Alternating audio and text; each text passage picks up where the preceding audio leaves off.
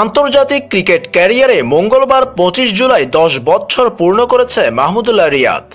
তার ক্যারিয়ারে অনেক উত্থান পতন রয়েছে, শুনেছেন বহু সমালোচনা, কিন্তু প্রাপ্তিটা কম নয়। ৩১ বছর বয়সী এই টাইগার অলরাউন্ডার জানেন একদিন ব্যাট বল ছাড়তে হবে তাকে, সবার জন্য যেমনটা হয়।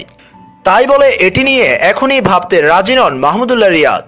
এমনকি ক্যারিয়ার শেষে নিজেকে কোথায় দেখতে চান তাও নির্ধারণ করেননি এই ক্রিকেটার।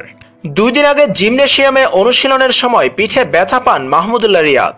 এরপর একদিন বিশ্রাম শেষে মঙ্গলবার মিরপুরে বিসিবিতে আসেন তিনি। ফিজিওর সঙ্গে কথা বলার পর বিশেষ দিনটিতে কথা বললেন সাংবাদিকদের সঙ্গেও। সাংবাদিকদের সামনে উঠল নানা প্রসঙ্গ। সাংবাদিকরা একসময় মাহমুদুল্লাহ রিয়াদকে প্রশ্ন করে বসল, ক্যারিয়ার শেষে নিজেকে কোথায় দেখতে চান।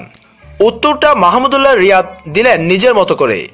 এভাবে চিন্তা করিনি, আমি আসলে লক্ষ্য নির্ধারণ করতে পছন্দ করি না, ছোট ছোট ধাপে এগোতে পছন্দ করি, ম্যাচ বাই ম্যাচ এগোতে চাই। ক্যারিয়ার শেষে লক্ষ্যটা না নির্ধারণ করলেও বর্তমানে লক্ষ্যটা জানেন মাহমুদুল্লাহ। ফিট থেকে আরও বেশ কয়েক বছর দেশের হয়ে খেলে যেতে চান তিনি। বাংলাদেশের দলগত লক্ষ্যর কথাও জানান মাহমুদুল্লাহ রিয়াদ। মাহমুদুল্লাহ রিয়াদ বলেন, যত বছর ধরে দলে খেলছি এতে তো দলের অনেক উত্থান পতন দেখেছি। এখন আমার মনে হচ্ছে যেভাবে দল খেলছে এটি আরো কয়েক বছর চালিয়ে যেতে পারাটাই বড়। আমরা যখন শুরু করি তখন ১০ নম্বরে ছিলাম, এখন চাই সেরা ৩-এ থাকতে।